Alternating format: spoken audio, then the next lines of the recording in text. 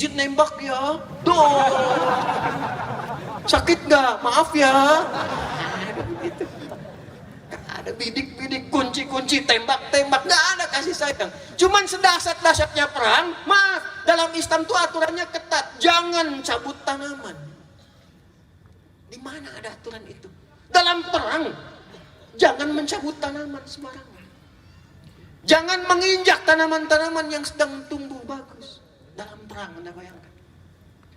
Maka kalau dalam perang saja tidak dibenarkan kita menghilangkan rahmat pada tumbuhan, bagaimana dosanya orang yang menggunduli hutan dalam suasana damai?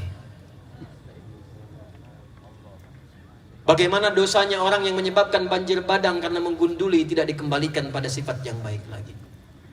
Itulah sebabnya kenapa menanam pohon itu begitu banyak pahalanya. Saya senang kalau lihat TNI Polri tanam pohon, itu pahalanya banyak. Karena gambaran dari rahmat. Jadi Islam itu jangankan pada manusia, tumbuhan dijaga. Hewan. Tahu kambing? Tahu kambing? Tahu kambing? Disembelihnya dijatuhkan dulu atau dibiarkan berdiri sembelih? Jatuhkan dulu. Jatuhkannya lemah lembut atau kasar? Oh, masa? Lihat wajah-wajahnya nggak pede itu. Lihat dalam Islam sampai diajarin zikirnya. Teman-teman tinggal buka YouTube, klik ya cara menenangkan kambing sebelum disembelih. Itu ada, tutup dengan telinga ke matanya, bacain depannya, tidur kambingnya. Kalau sapi bacain tenang, jatuhkan lembut, jatuh sendiri. Dalam Islam cuma diajarkan. Yang paling hebat, tajamkan pisaunya sebelum penyembelihan.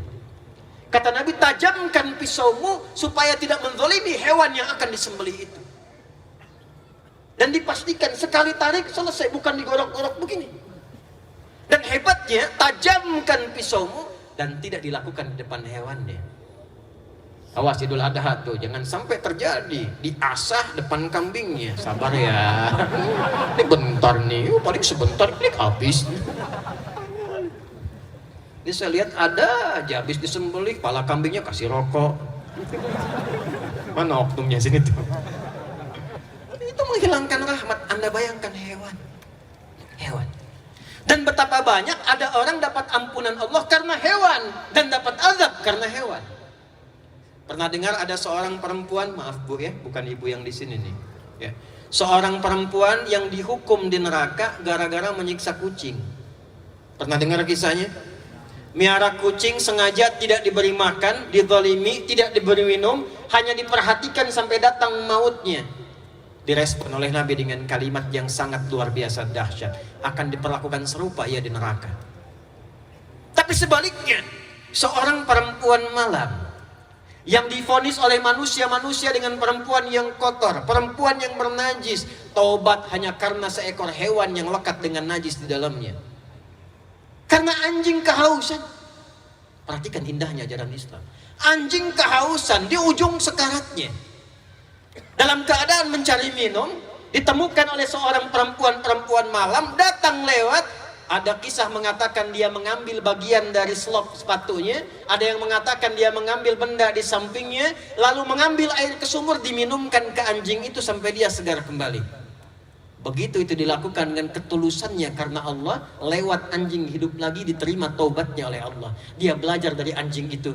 Anjing yang najis saja, yang dihukumi haram, dikecam oleh manusia, kadang disebut najis, dia bisa mulia dan hidup kembali. Maka saya pun ketika diburuk-burukan, dijelekkan, dinajisi oleh orang, pasti ada peluang untuk bertobat. Lewat anjing jadi tahan. Bukankah ada satu hewan yang disanjung dalam Al-Quran, anjing di surah Al-Kahf itu? Dan disebut sebagai anjing yang dihidupkan dan bisa menikmati surga. Jadi bagaimana Islam mengatur? Pada tumbuhan bagus, pada hewan baik. Maka pada manusia yang derajatnya lebih tinggi daripada tumbuhan dan hewan, seharusnya lebih daripada itu. Itu poinnya. Dan yang paling utama, sifat rahmat itu dicontohkan dulu sesama muslimnya, baru keluar. Ya, Muhammadur Rasulullah. Quran surah ke-48 ayat 29. Muhammadur Rasulullah walladzina ma'ahu asyidda'u 'alal kuffar. Ruhama'u bainahum. Ruhama, pemilik rahmat. Kata Allah, sifat umatnya Nabi Muhammad itu sesama umat Nabi Muhammad, sesama muslim, dia tebarkan rahmat. Bukan menebarkan perselisihan, bukan menebarkan cemoohan. Nah, seringkali terjadi perselisihan dan cemoohan itu babnya satu, karena kurang pengetahuan. Allahu Akbar. Bismillahirrahmanirrahim. Bid'ah nih, keluar dari sana. Harusnya tidak pakai basmalah, harusnya langsung Alhamdulillahi Rabbil Alamin. Cuma persoalan bismillah antara keras dengan pelan dengan silent, tiba kemudian tidak saling kenal. Assalamualaikum. Beda manhaj.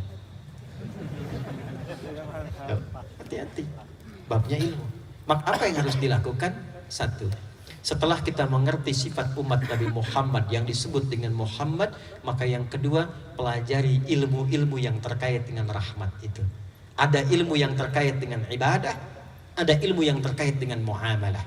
Jangan bertengkar pada urusan ibadah yang furu'iyah.